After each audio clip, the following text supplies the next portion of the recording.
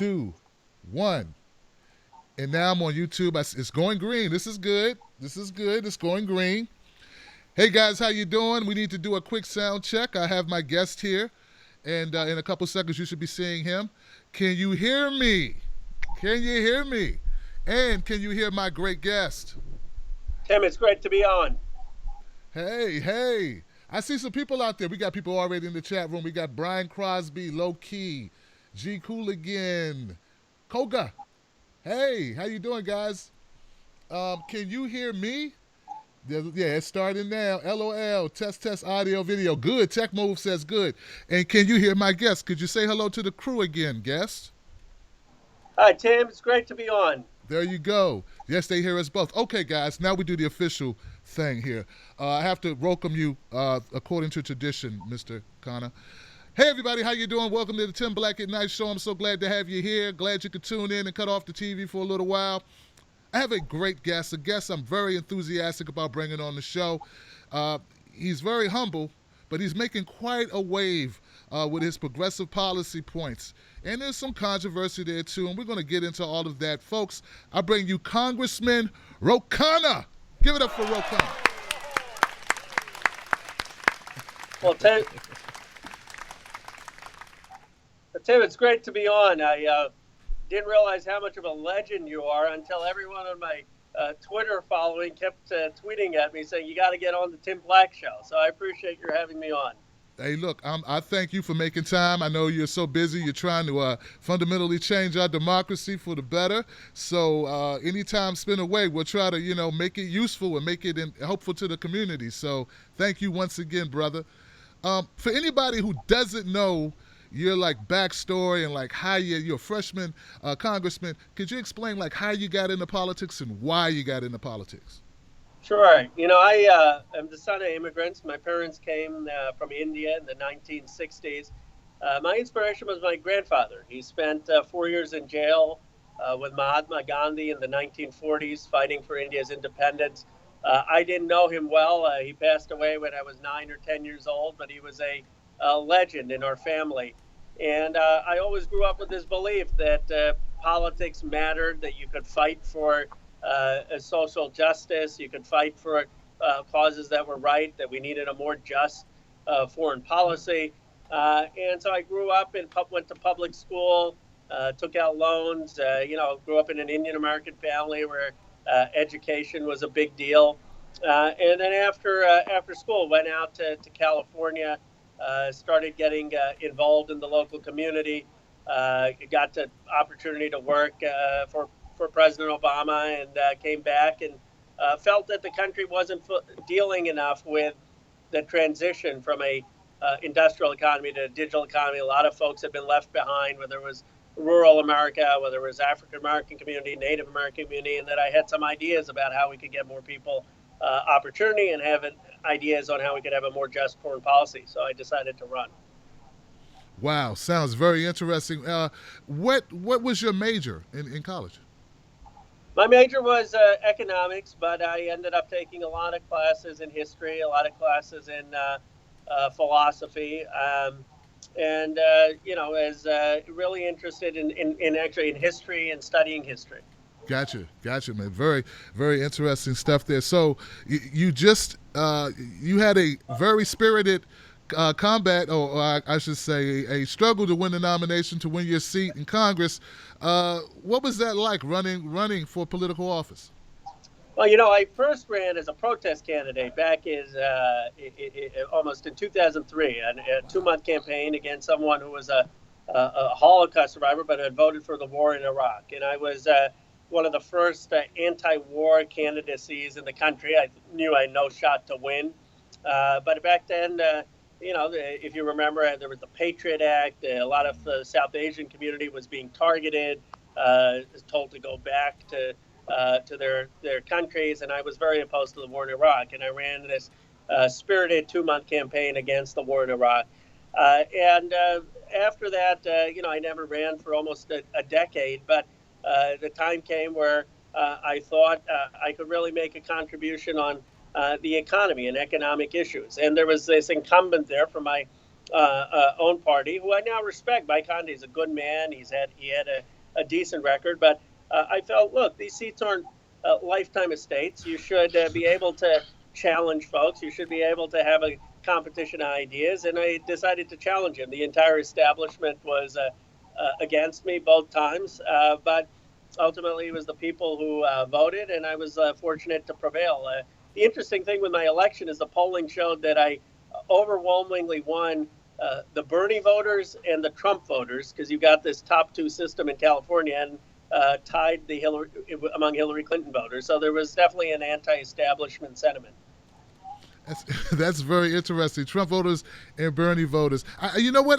I guess it's not that crazy because we do align with certain principles like ending wars, trade. Some of the bills that we think have been detrimental or not as positively impacting like working people. I guess I see it because I actually some of my viewers, people come on the show. They're like, "Wow, Tim, you got a lot of Trump fans." Well, some of the issues kind of cross over. I think I read something about you looking towards bipartisanship and reaching across the aisle and working with, regardless to what label people wear. Well, obviously I disagree very strongly with Donald Trump on almost everything he's done since being in the White House, and we can discuss more of that. But I agreed with him when it came to opposing TPP, and I definitely think we need a more non-interventionist foreign policy, and was opposed to the invasion in Iraq, was opposed to the escalation in Afghanistan, was opposed to the strikes in Syria, the regime change in Libya, was opposed to our intervention in Yemen. I actually think Rand Paul, for example, has been very eloquent and outspoken about not intervening in foreign policy. Let me give you an example of bipartisanship. I mean, I came here to get something done. And there was a Republican, Kevin McCarthy, who I disagree vehemently with on health care.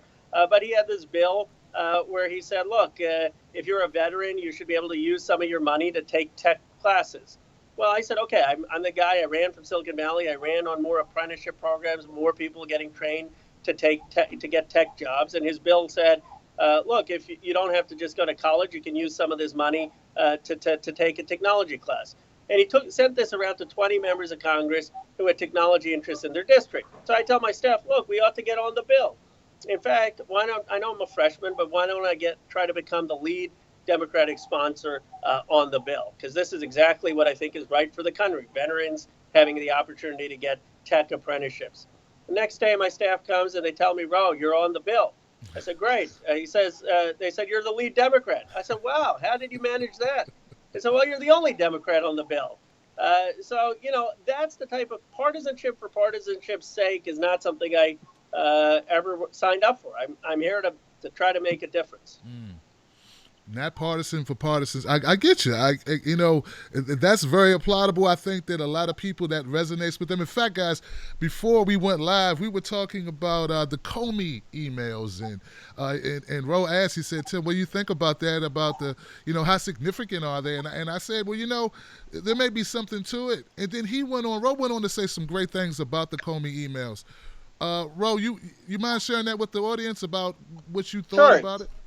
Sure. Well, look, obviously it's a very serious matter that ought to be investigated, and I've been on the calling for an investigation. But I told people I didn't come to Congress just to be Woodward and Bernstein. I came here to have a positive message, and there's a large part of the country that feels that we don't have a positive vision for how we're going to create jobs, how we're going to deal with bad trade agreements, how we're going to deal with increasing automation of folks losing jobs to driverless cars. My view is, what are we doing with a positive agenda for this country? And absolutely, part of our job is oversight to make sure we get the facts, to make sure all the facts come out. But the second part of our job is to have a positive agenda, and we ought not to prejudge the facts, because at the end of the day, there are very, very serious allegations. I'm not one of those people who says that there's not, as you put it, Tim, where there's smoke, there's often maybe fire. But we've got to have an evidence-based approach to this, and not a rhetoric-based approach, and at the same time, we need a positive agenda for the country as well. Absolutely. And in fact, guys, Roe went straight to it. I guess he said, you know what? We need to be worried about jobs. People. Abs- Yeah. I mean, come on. The reason 60 million people voted for Donald Trump, a lot of them voted for him because they felt that their lives weren't improving. They felt my district or people who were in technology, who were on the coast, they were doing really well. Enrico Moretti has his book, 300 Metropolitan Cities. They're gaining from globalization for technology.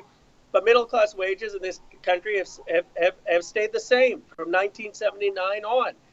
People are working less hours. They're doing the same jobs and making less. They're worried about what's going to happen to their future, what's going to happen for their kids' future. They're worried about the role of special interests in making decisions in this government, and they don't think our government, is helping improve life for them. One of the things that surprises me about Congress is I said, maybe it's because I just campaigned recently. I said most people hate Congress. They don't think of this as some esteemed body. They think, okay, there are a bunch of folks who are not getting stuff done, and they're not thinking about the future. I come into Congress every day saying people hate us. People are not happy with us. We're imperfect. All of us are imperfect. I'm certainly imperfect. We've all chosen to be part of an imperfect system, and I don't come in with the sense that I'm any more moral, any better than anyone else. But I come with this recognition that people are pissed. They're upset, and they expect us to try to do something concrete to help their lives. And my frustration, partly in Congress, has been that too much of the conversation has been over the circus, and not enough has been over jobs and wages and what we're going to do to improve people's prospects or part of the middle class. Dead on. And when you brought up, people are concerned about special interests.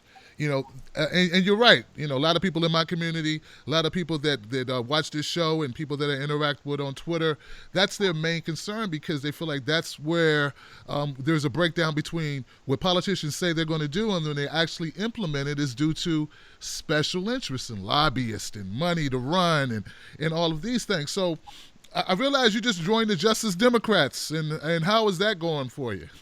It's great, and I'd love to get into the conversation, but here are the 2-3 things. I'm the only incumbent Democrat in Congress to support the Justice Democrats because they've stood for some pretty bold things. One is that you ought to be able to run against even in primaries, and the competition is good. Now, I beat someone in a Democratic primary. It would be the height of hypocrisy for me to say, well, now that I'm in Congress, we should never have challenges against incumbents. That's not a Justice Democrats thing. That's a thing about our Democratic Party. Part of what frustrated folks in 2016 is they thought the establishment had prematurely gotten behind Hillary. I mean, I've been very open with folks. I was for Hillary until December of 2015.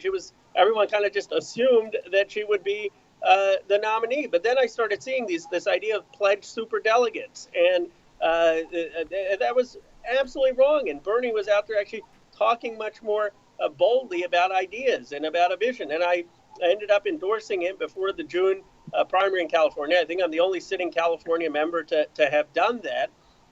But part of what I think the frustration was is the sense that there wasn't competition. There wasn't this sense of true democracy. There was too much of an influence of superdelegates and people on the inside. And so I think what Justice Democrats and a lot of progressives want is more new voices, more progressives, more open competition in the system.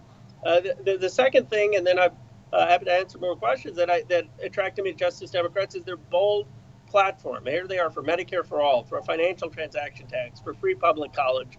And the third thing that attracted me to them was their emphasis on not taking PAC and lobbyist money. Now, I want to be very upfront about this. I'm one of 6 members of Congress that doesn't take corporate PAC or lobbyist money or any PAC or lobbyist money. I want to be clear. I have gotten support from plenty of economic leaders, tech leaders in their individual capacity who have written me the maximum $2,700 check. So I'm not claiming, as Bernie Sanders did, where he inspired a nation and got probably most people writing $27.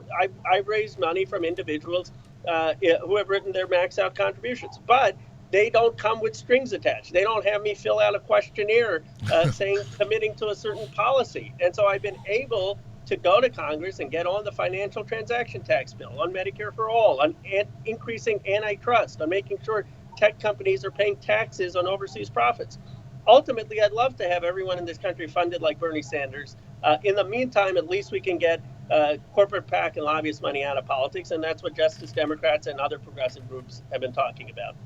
One of the criticisms is that, and this is of Justice Democrats and not you specifically, but that, the whole idea is to get, big money interests out of the way. And it Now, doesn't, you know what I mean? And it doesn't matter if it comes in the form of super PACs or if it comes from directly from the people who have the deep pockets. And Justice Democrats says, well, we only support candidates that don't take money from billionaires and money from millionaires. And if you're taking money from, these guys, these people who have, yeah, all, they are millionaires and billionaires. So they're actually, I think that affiliation is what creates the pushback on that. And it's focused on you, but it's not really. It's the criteria of the Justice Democrats. that's a fair point. And, I had told Justice Democrats I think the focus should be not taking PAC money, corporate money. I mean, I had called for the DNC, have called that they shouldn't be taking corporate PAC money. They shouldn't be taking lobbyist money.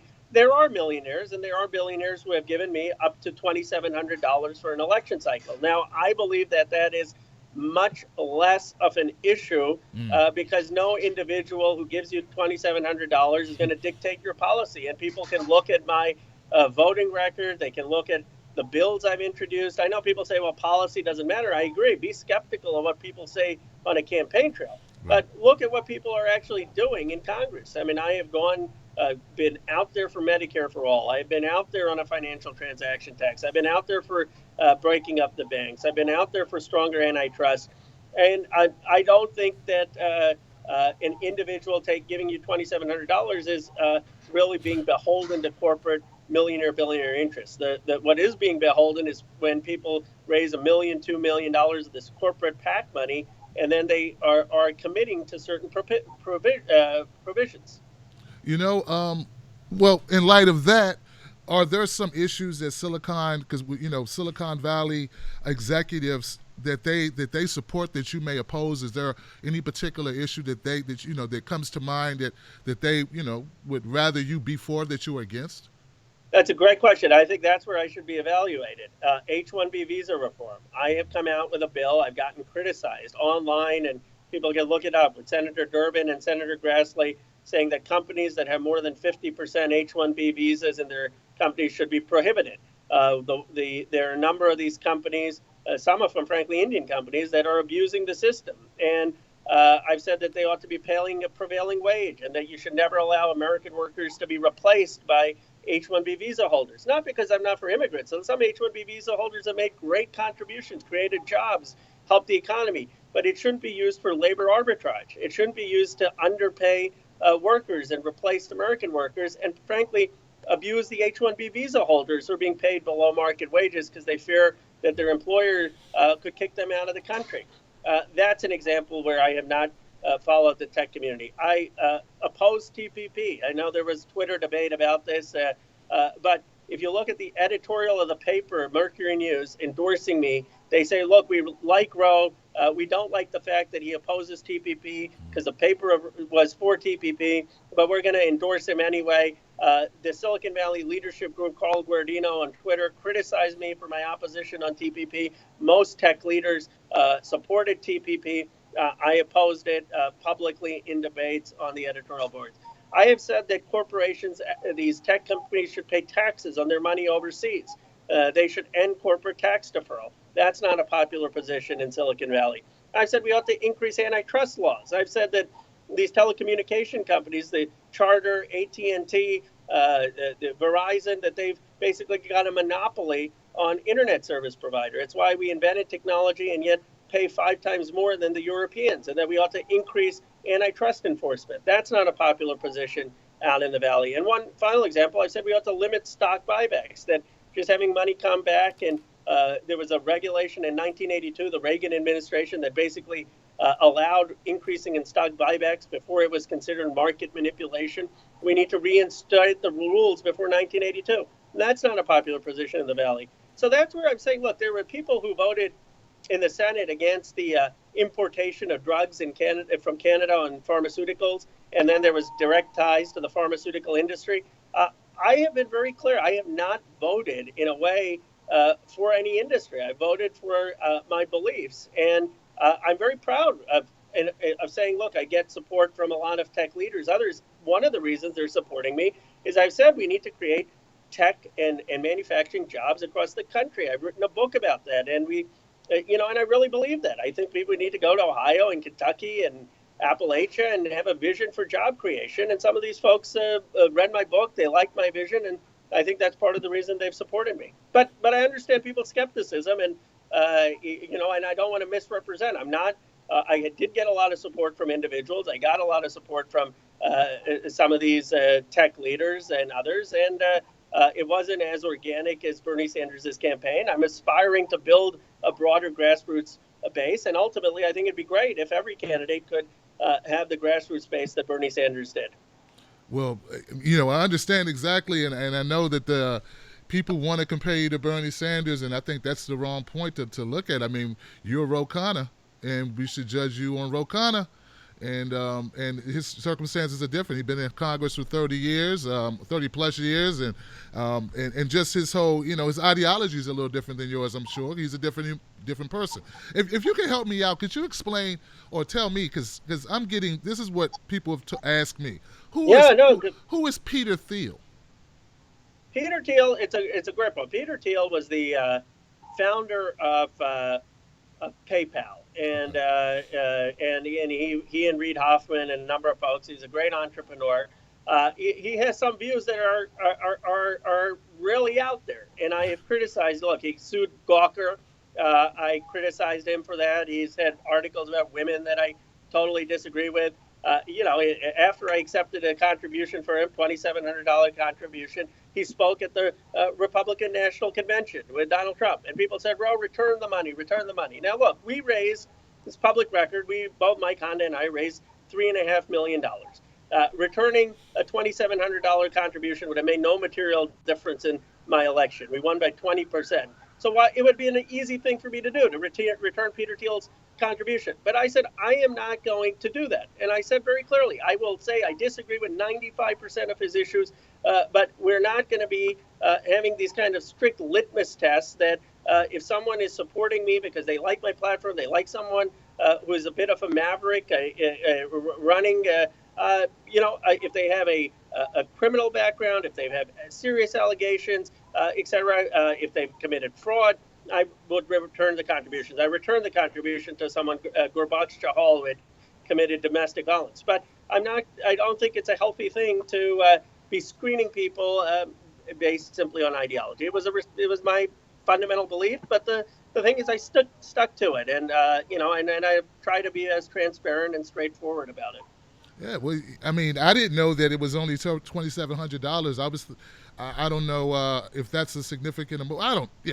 I get people's concerns with it, but I wasn't aware it was only $2,700. I thought maybe, but you do get the idea. Like, well, let's just be frank. A lot of people supported Barack Obama. I voted for him in 2008.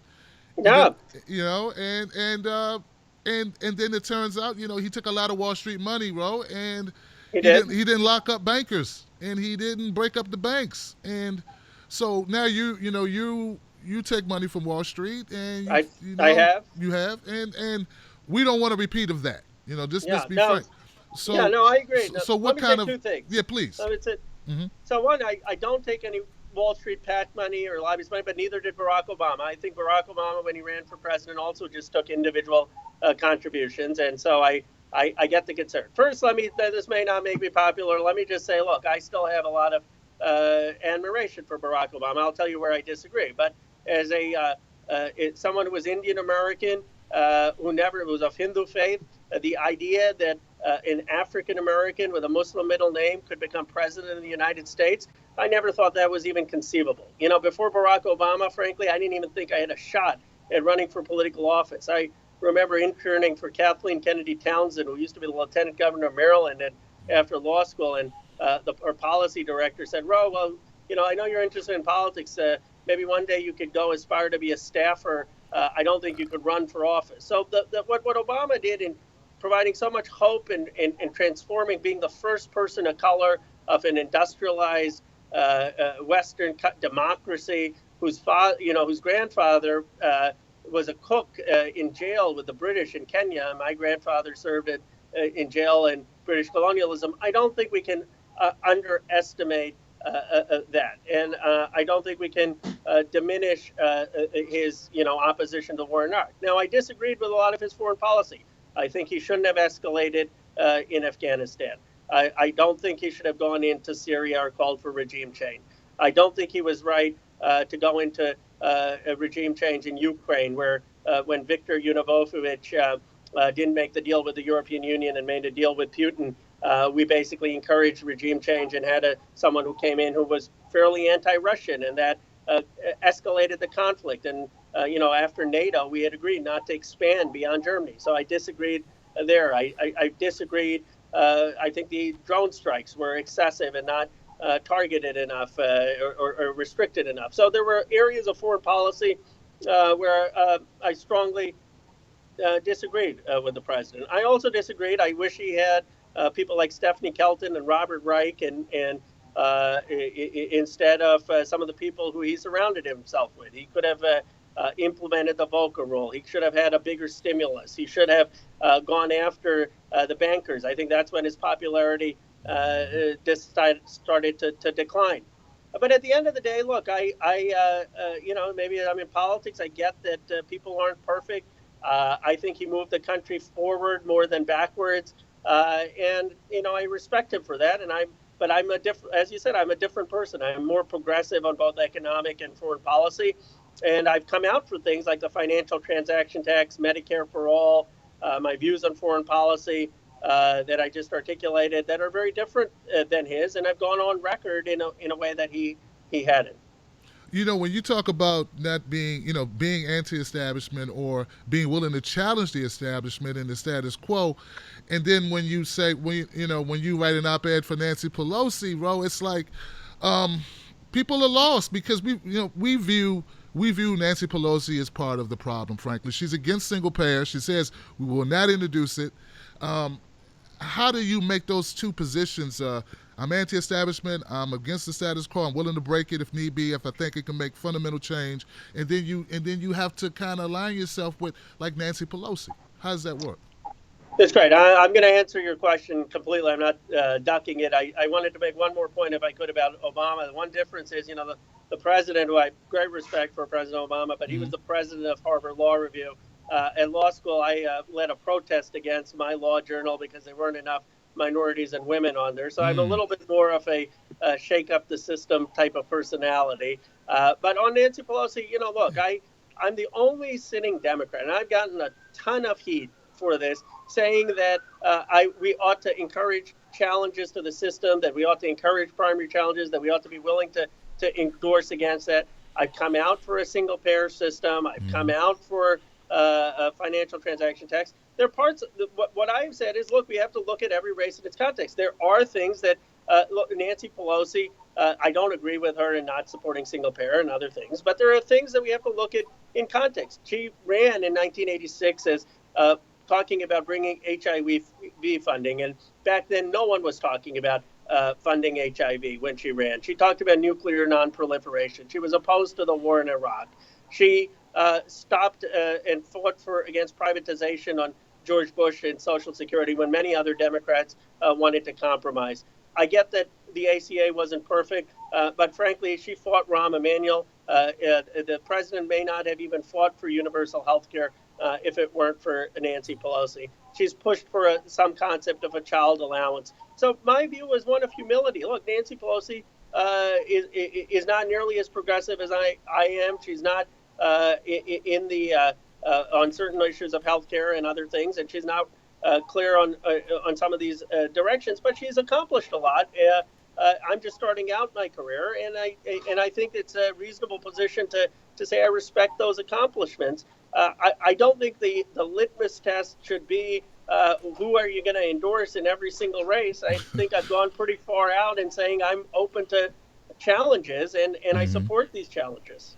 I mean, you know what? Well, thank you for answering the question. Like, I know it's not easy. You knew you're a freshman, and here we go. We want you to go to go up against people who have figureheads, and arguably Nancy Pelosi's iconic, and well respected by many Democrats. So I know that's a tough place to be, but it's like, what have you done for us lately, Nancy? It's been like 30 years ago. But I get it. Like I said, I don't want to put you on the spot there. Well, no, it's a fair question, and I think I think what people will see for me is I think they'll come to see I'm a straight shooter, and I admit where I'm not perfect. And look, if folks are looking for ideological total purity in ways, I get that they could be disappointed with that decision. But I have been pretty consistent. I've said I support our party having a bolder vision. I support us moving towards that direction. But in the case of Pelosi, in that particular race, I respect her service a tremendous amount, and that's why I made that decision. That said, I hope they'll judge me in the context of how much I stuck my neck out on just arguing that we should have primary challenges. I get it. I totally get it.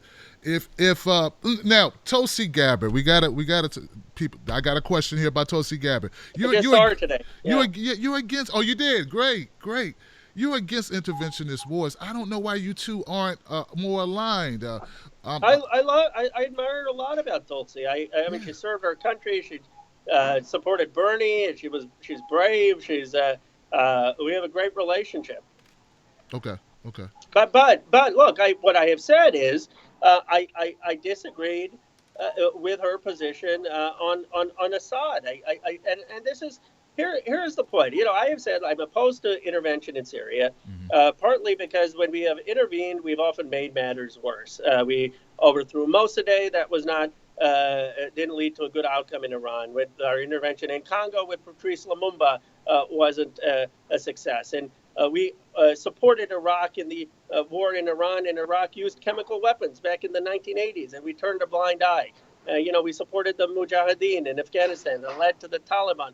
So my view comes from a sense that American intervention has often made matters worse, hasn't protected our ideals. And it goes back to John Quincy Adams, who said, we shouldn't slay monsters. We should give our voice and our prayers to people who like peace across the world. But if we intervene, sometimes we'll be seen as a dictator and not a liberator, because we can't often pick who the true voices of freedom are. And so it comes from a restraint in foreign policy. That said, I believe that Assad has committed a lot of moral crimes. He's expelled millions of Sunnis from Syria. His father, with the Hama massacre, killed 10,000 people in cold blood. I don't think Assad is a moral actor. Now, I said I disagreed with Tulsi's trip in meeting Assad.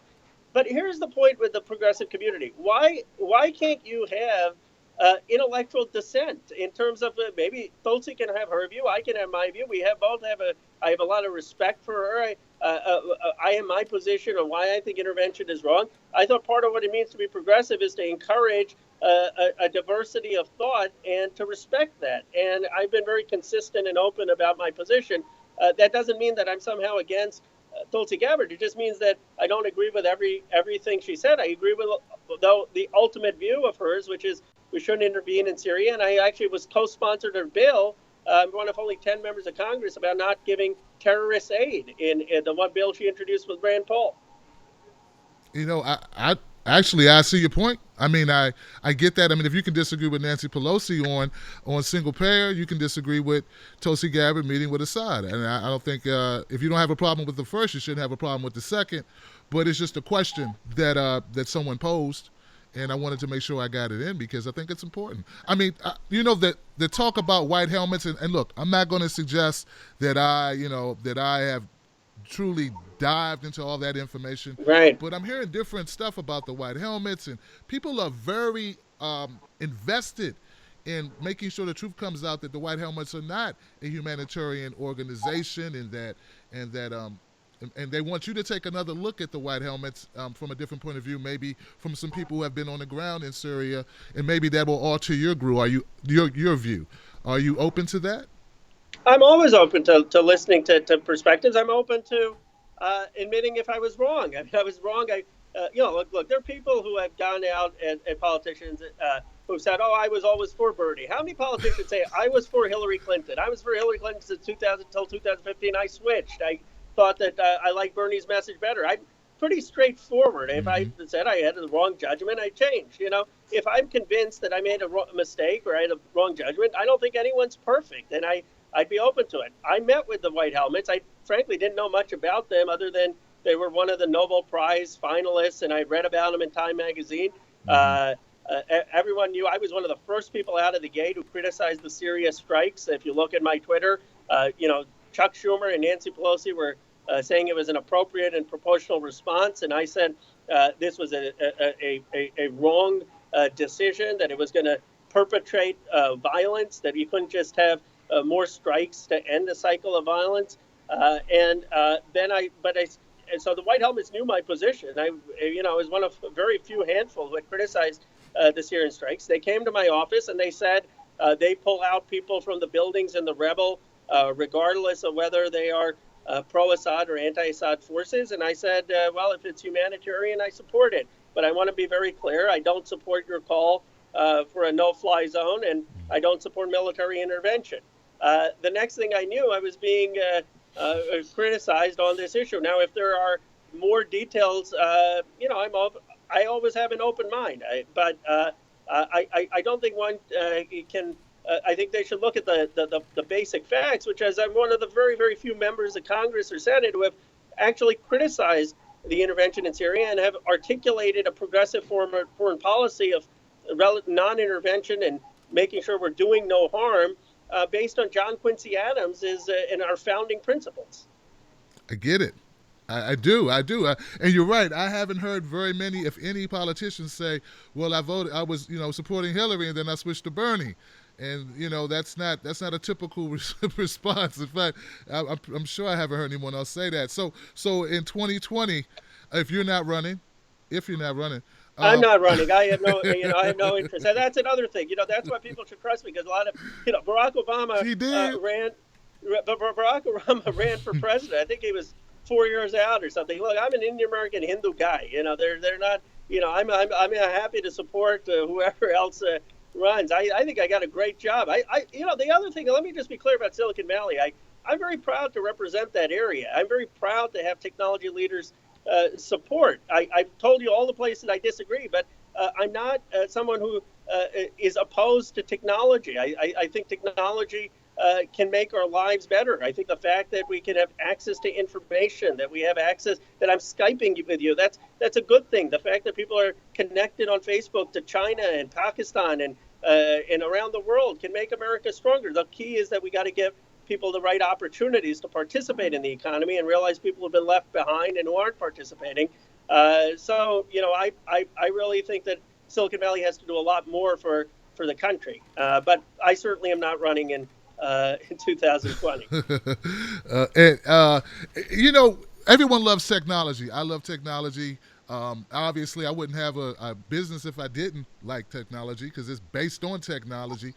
But when we look at, like, for instance, Uber, like, not everything that comes out of technology is always for the betterment of everyone. And and one of my problems, Ro, is that these people don't actually have jobs. And it was being sold as a job vehicle, when actually it's more like, well, you're on your own. You don't get sick leave. You don't get maternity.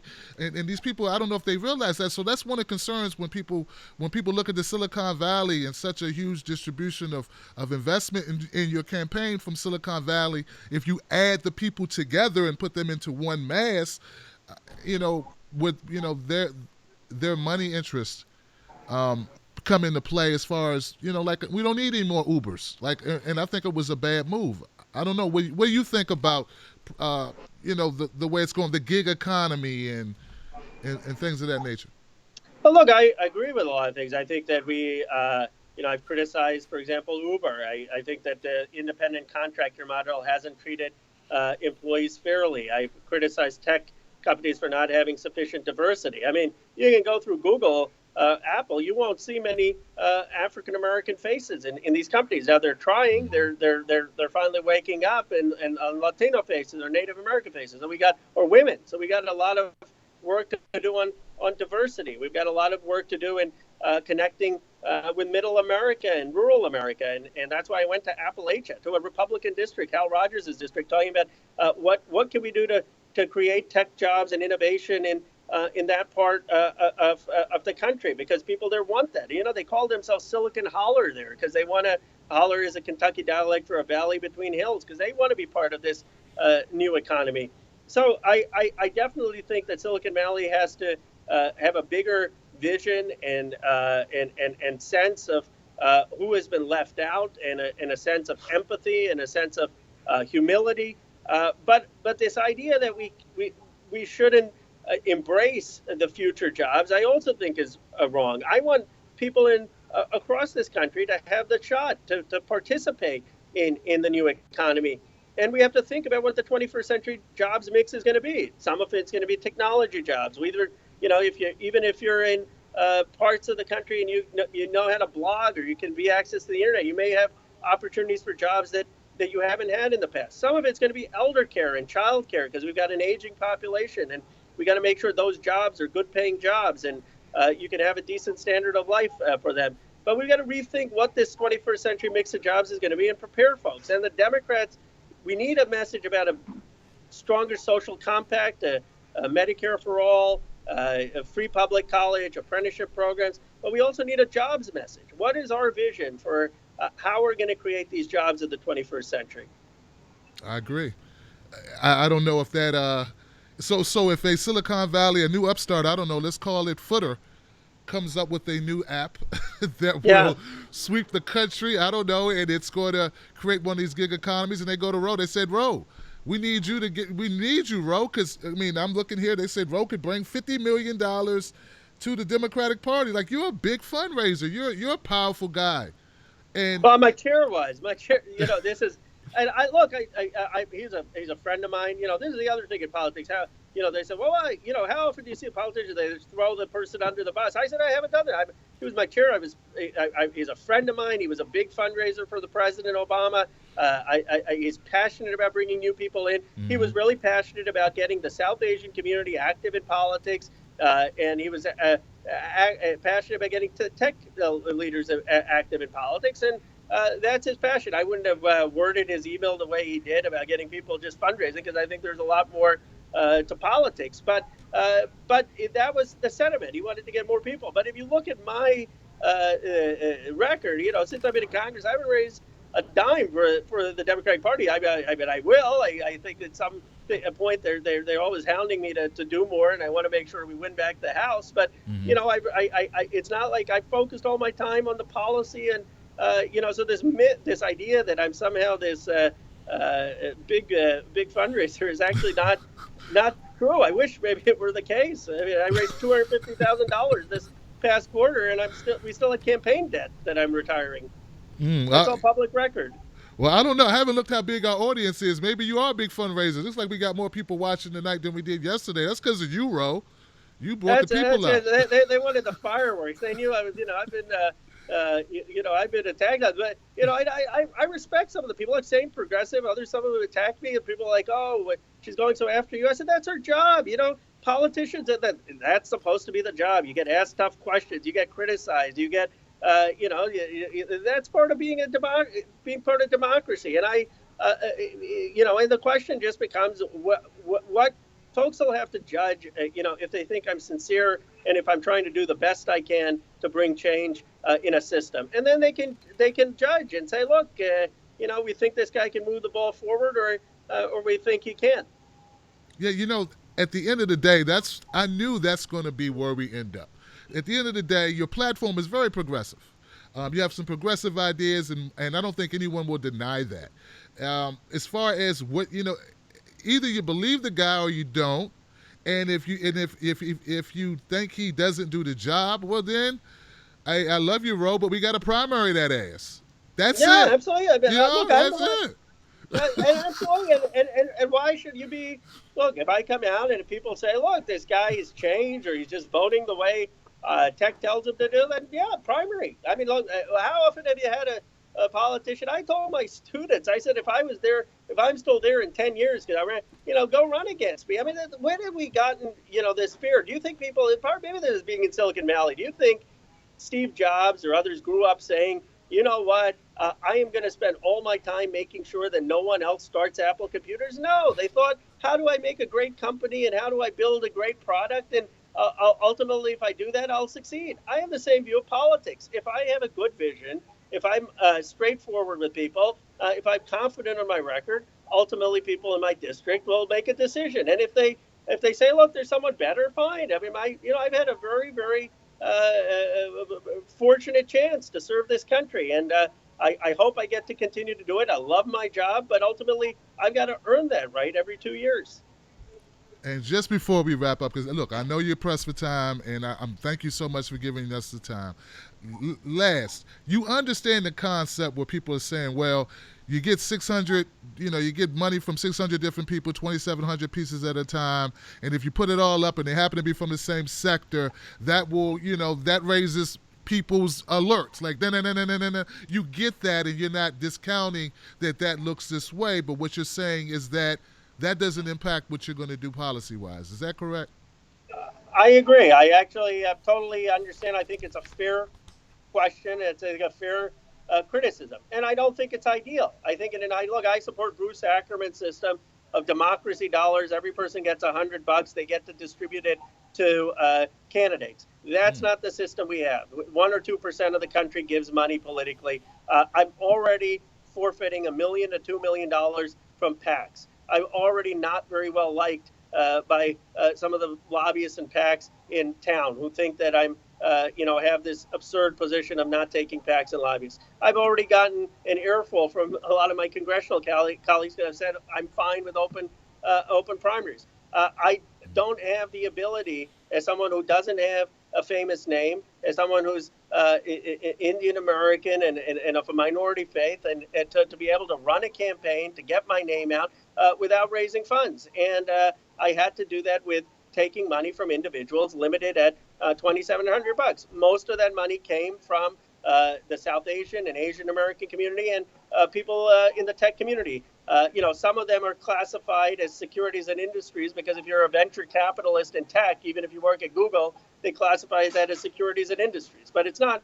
It's not people in Wall Street. My point is that, but they don't have me sign anything. When most of the people they say, look, Ro, oh, it's great. You know what? Most of the people who supported me, they said, oh well, you're proud of your faith. You're Hindu, and you're not like Bobby Jindal. You're not becoming a Christian, and so okay, we'll support you. Or okay, you're for tech jobs in Middle America, or you're for paid parental leave. We'll support you. Or we like your idea of a carbon tax.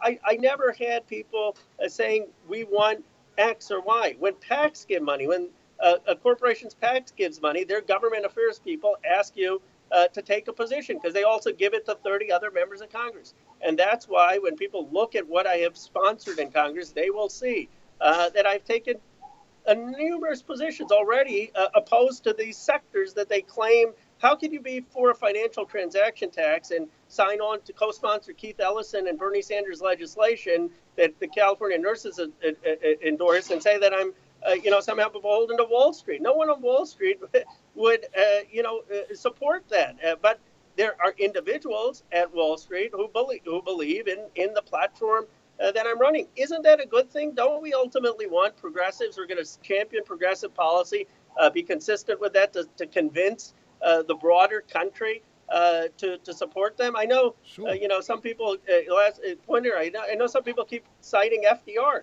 Let me tell you, FDR got a lot of support from quote unquote economic royalists. He got a lot of funding from those interests, but they realized that his policies were going to help save, as he put it, save capitalism and make it a more just society.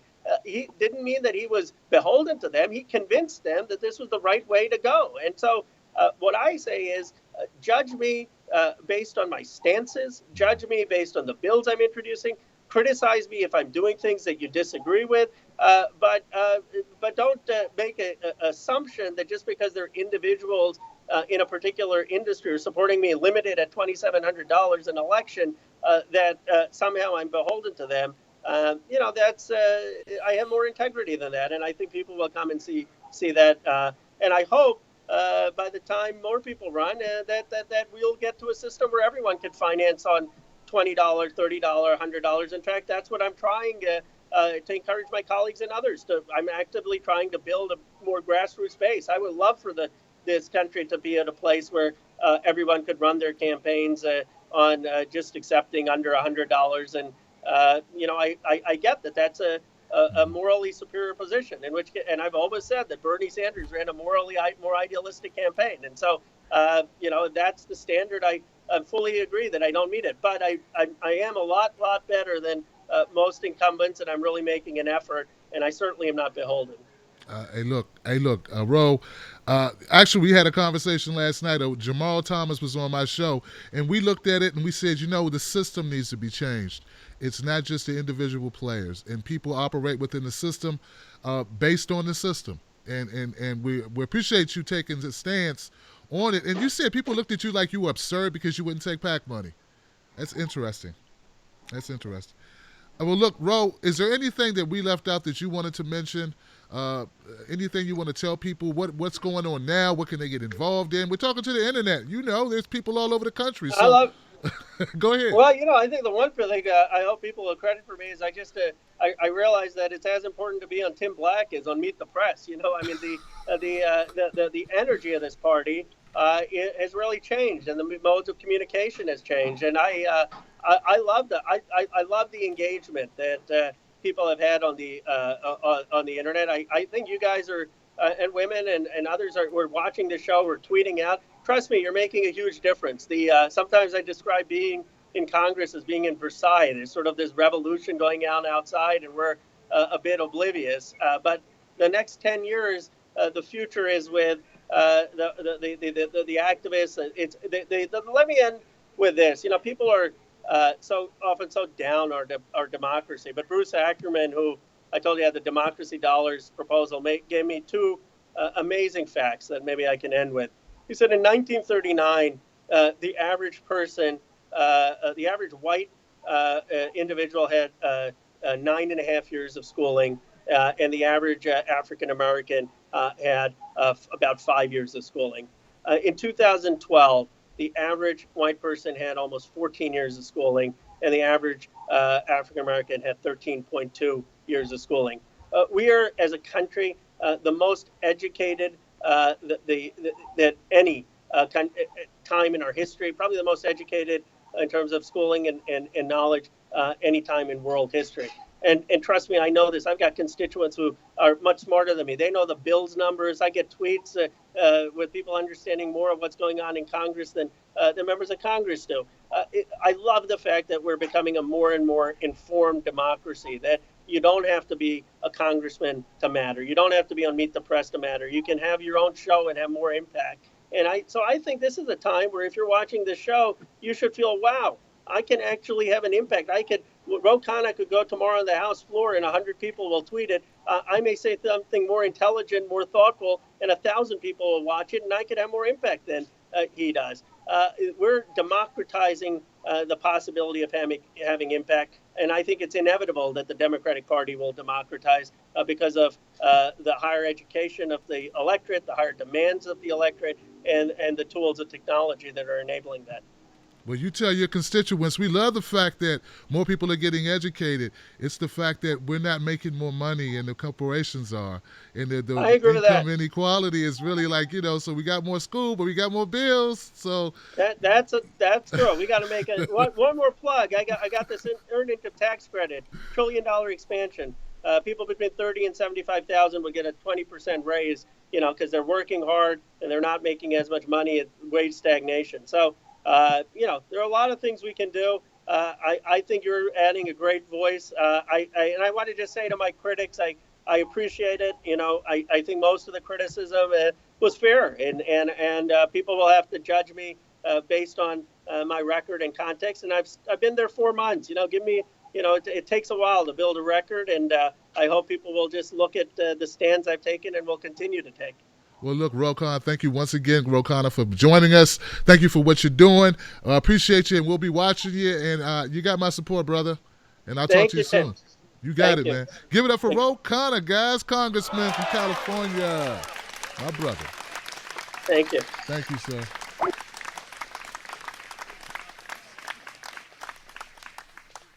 All right, guys.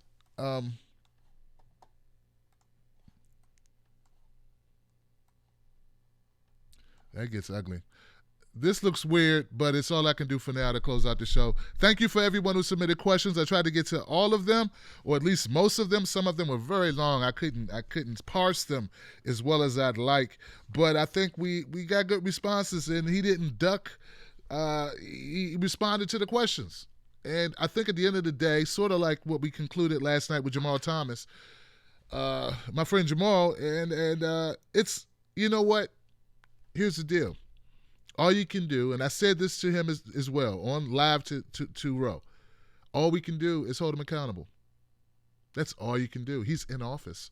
Hold him accountable. Hold him accountable based on what his platform is, based on what we want to see going forward. And if he does not, if he fails to live up to his platform, if he fails to walk the talk, then we primary him, and that's what you do. But I think that's all we can do. What else can we do? If you expect more from candidates, we demand more from candidates. Obviously, we got to hold people accountable, and that's. I think there's nothing else we can do. You're running as a Democrat. He has to work with Democrats. He has to a certain degree. He has to. I mean, he's working. He's within the Democratic machine. So I get both sides of it. I do. I did my best to answer tough questions. I did my best to keep it above board, but not make it so adversarial where he wanted to get off the phone or get off the Skype. Don't want to do that. And some of the questions, like someone asked Tim, like, would he vote for Bernie or Hillary? Or, and obviously, if he switched his support from Hillary to Bernie, he would vote for Bernie. Hey, look. We do what we can. I hope I did a good job. I hope that you understood. Hope that you appreciate this show. Thank you so much for everybody who watched the show. I appreciate you. Shout out. I'm glad he called out Debbie Lusignan, the same progressive, my friend, and said he welcomed her criticism. And I wish that others who were criticizing her would watch the video and see that the actual person that he criticized had no problem with the criticism. Nor did he have a problem with criticism regarding, or skepticism regarding the amount of money from the one sector. And that was an honest question. I asked the question, and he responded. And there you go. So thank you once again for joining us, guys. You are the reason I'm able to do this, because you, like he said, I mean, people know about the show because of you. It ain't because of me.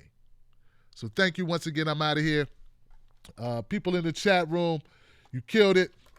Angel Tibbs. Now go to Ebon Kim. He's going to do a wrap-up of this show. Ebon Kim. Give it up for Ebon Kim. He's going to do a wrap-up of this show where he's going to invite people on to talk about the show and talk about sort of like an overtime with Ebon Kim. Not with the other guy, but Ebon Kim, my friend Ebon Kim. So go do that, guys. I'll see you soon. And until we talk again, don't you be arguing about politics with these people, man. What do? Let's sprinkle some crack on them and get out of here. You sprinkle some facts on them and you get out of there. I'm Tim Black. I see you on the next one. Shout out to Tim Black's Wolf Pack. Tim Black. Tim Black. Tim Black. Yes, sir.